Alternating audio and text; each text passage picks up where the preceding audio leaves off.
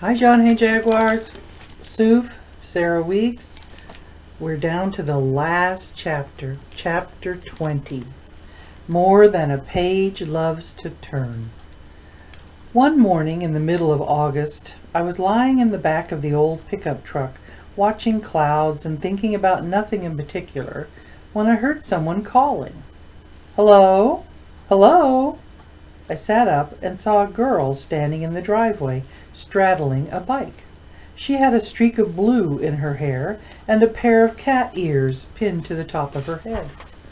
"Excuse me," she said, pushing up her purple glasses with a knuckle. "Do you mind if I take a drink of water from your hose? I'm totally parched." "Are you lost?" I asked. "No," she said, "just thirsty." "Do you want a glass of water instead?" I asked. "No, thanks. I'm Rosemary, by the way, Rosemary Jordan. We just moved here from California." I climbed out of the truck and opened the spigot so Rosemary could take a drink. She said, wiping her mouth with the back of her hand when she was finished. "Nothing tastes more like summer than hose water."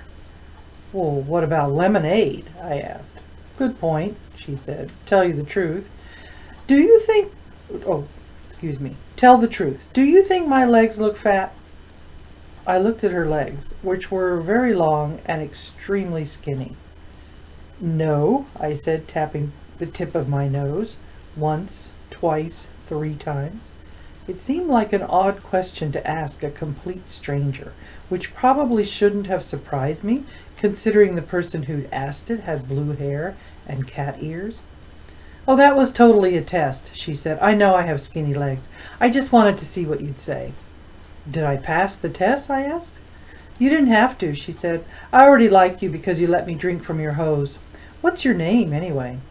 "Aurora Franklin." She paused to think about it for a second.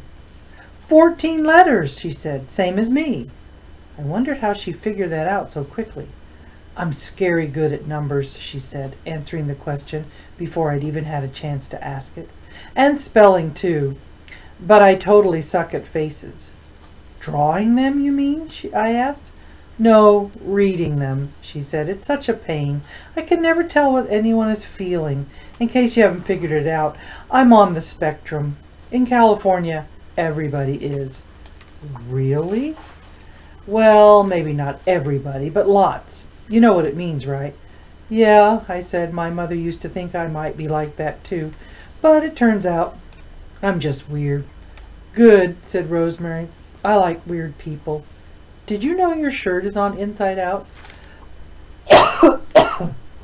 Excuse me. "Yes," I said.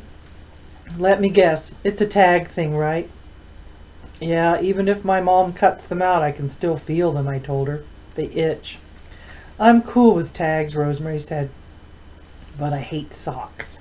They make my feet feel like they're suffocating." "What grade are you in anyway?" "Going into 6th, I told her. "Me too. Do you want to come over to my house this afternoon? My mother's baking chocolate chip cookies, and we've got a trampoline in the backyard. I can totally teach you how to do a seat drop." "I can't," I said. "I'm grounded." One day, about a week after Heidi went back to Reno, I had run into Lindsay Toffel at the Dairy Queen. I was just about to sit down with my dilly bar when she spotted me and sauntered over to deliver a few words of wisdom. "I'm telling you this for your own good, Aurora Franklin," she said. "My dad's an expert, and he says your dog probably got burned in the fire and went off into the woods to die. He says that's what dogs always do, and after that the turkey vultures come. I thought I'd do you a favor and tell you that, so you don't waste any more time putting up flyers. Once those vultures are done, you're not going to want to find him anyway." I didn't have time to think about whether it was a good idea to cuss out Lindsay Toffel until it was too late.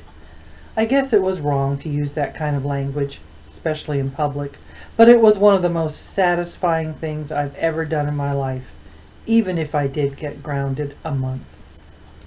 Rosemary was helping herself to another drink from the hose. I tried it too, but it tasted more like rubber than summer to me. "By the way," said Rosemary, "do you happen to have any dog biscuits?" I felt a pang. "Oh," I said, "do you have a dog?" No, she told me, but I saw this skinny dog limping down the road on my way over here, and he looked like he might be kind of hungry. I was almost afraid to ask. Was he black with a red collar? She looked surprised. Yeah, do you know him? I didn't care if I got grounded for the rest of my life. I tore out of there like a rabbit on the run. It had to be him. It just had to be. Wait up, cried Rosemary. Even though I didn't want to, I slowed down and waited for her to catch up because, well, that's what friends do, right? I wonder sometimes if the stuff that happens to us, good or bad, was going to happen to us anyway.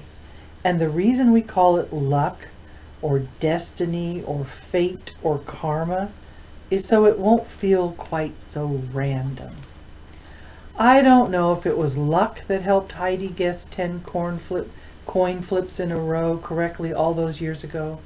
I don't know if it was luck that delivered me into the arms of the mother who had been waiting for me all her life.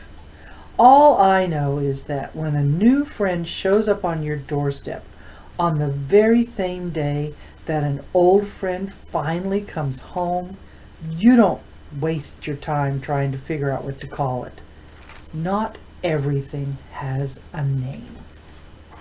And that is the end of Soof by Sarah Weeks. I hope you enjoyed this book. I hope you enjoyed So Be It. But it was kind of fun just to see the full circle of what happens with Heidi and then how it's going on with Rory. Do you think there'll be another story, maybe about Sophia or maybe about Rory and her new friend here? Certainly a lot to think about in this story. Also, there were some fun activities you could try yourself. Maybe you could come up with some more chapter titles, like her chapter titles were.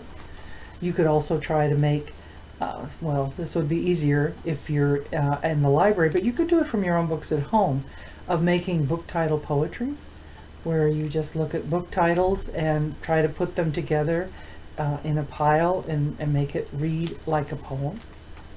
You might even want to try and read some of those books that were mentioned in this story. I'm glad you were with me while we were reading this, and I will end our book with a shot of our jelly jar. I have to say it has a few less jelly beans in it than it did before.